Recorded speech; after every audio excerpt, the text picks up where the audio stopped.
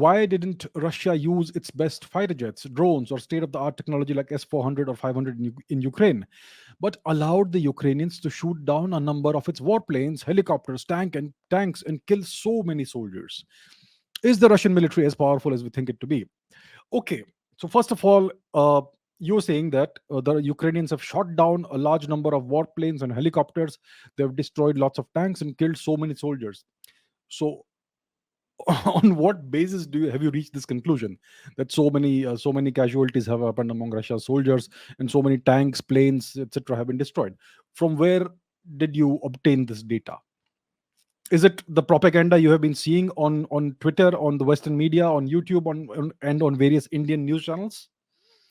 There are a couple of at least 2 3 news channels in India which are reporting from Ukraine. They are embedded within the Ukrainian forces more or less, and they are uh, the news that they are relaying to India represents the Western or NATO perspective of what's happening. And that, see, all sides indulge in propaganda. I am not making the claim that only one side is indulging in propaganda. But when it comes to the delivery mechanisms of information, only one side controls that. All of social media is based in the US. Whatever social media Indians consume is based in the US, right? All the media is based in the US. Even these Indian news agencies and media uh, channels, etc., they may have some kind of affiliation with the US in some form or the other, which may not be directly or indirectly visible. So, what we are seeing is nothing but Western propaganda. The Russians are trying to do their own propaganda, but it's not visible anymore because it's been cut off, right? So, in order to get a balanced perspective of what's happening, you have to look at both sides of propaganda, and then you can make your own deductions of what's really happening. Now, like I said the last time also, the best way to see what's really happening in Ukraine is to see a big picture perspective. See the maps. And if I don't have the maps today, last time I showed the maps, you could see clearly from day 1 to day 3 to day 5 to day 10, you could see the Russian control over Ukraine on the map, visibly represented on the map, increasing day by day. So you can see the Russians are doing very well when you look at the map. That's called a top down approach of looking at information and data. But if you look at a bottom up approach, if you look at this piece of information, that piece of news, and this piece of propaganda, that is a very haphazard way of looking at things, right? So, from what I have seen personally, right, and I have been keeping track of what's happening in Ukraine from day one and before day one. So, from what I have seen, there have been very few Russian casualties, soldiers, most likely less than 2,000. According to the media propaganda, like tens of thousands of Russians have died, which is absolute nonsense. Most likely, there have been less than 2,000 Russian soldiers who've died. In a war, people die, especially combatant soldiers. When it comes to warplanes, helicopters, tanks, I mean, I have seen a couple of images of 2, 3 tanks that have been destroyed in whatever reason, and we don't know whether it's a Ukrainian tank or a Russian tank. They all have the same equipment, by the way. When it comes to helicopters, etc., again, how do we know what helicopter it is? They all have the same equipment. What we do know is that within the first 2 to 3 hours, the Russians achieved complete air superiority over Ukraine, which means they took out all the Ukrainian air force and the radars and all the defense mechanisms. Right.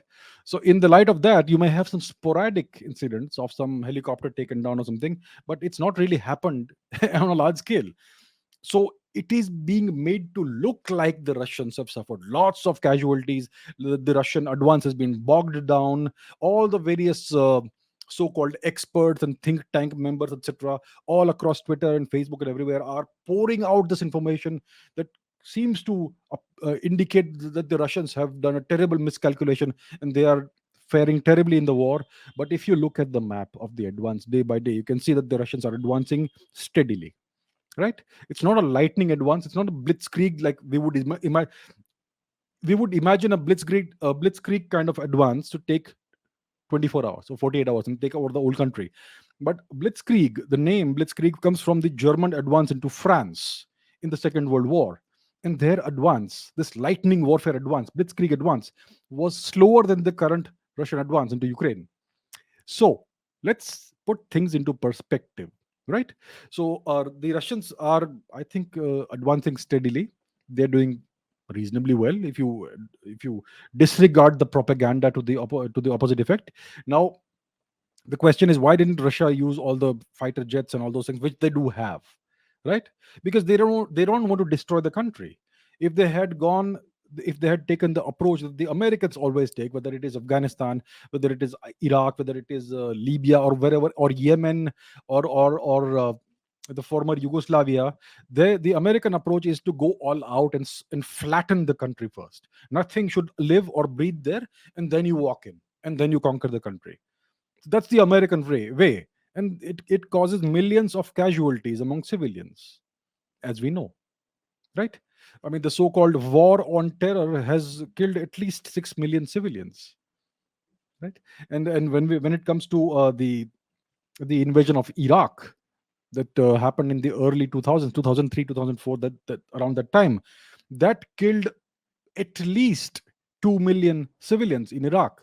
Do you Can you comprehend the number 2 million, right? The Russians don't want to do that. They have the firepower, the jets, the machinery, the armed capability, the army, the military capability to completely flatten the country of Ukraine in 24 to 48 hours. They have desisted from doing that. They could have done an all-out attack, the what's known as the so-called shock and awe approach. Bring in all your heavy bombers, uh, shoot thousands of cruise missiles and other missiles, just flatten everything, and then walk in. We won. But that's not what they want to do, right?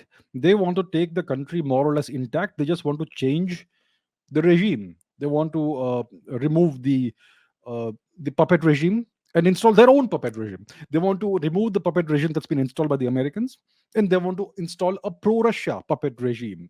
Right? So it's not about doing what's right and what's wrong, what's good and what's bad. It's all about power. They want to regain control over the country.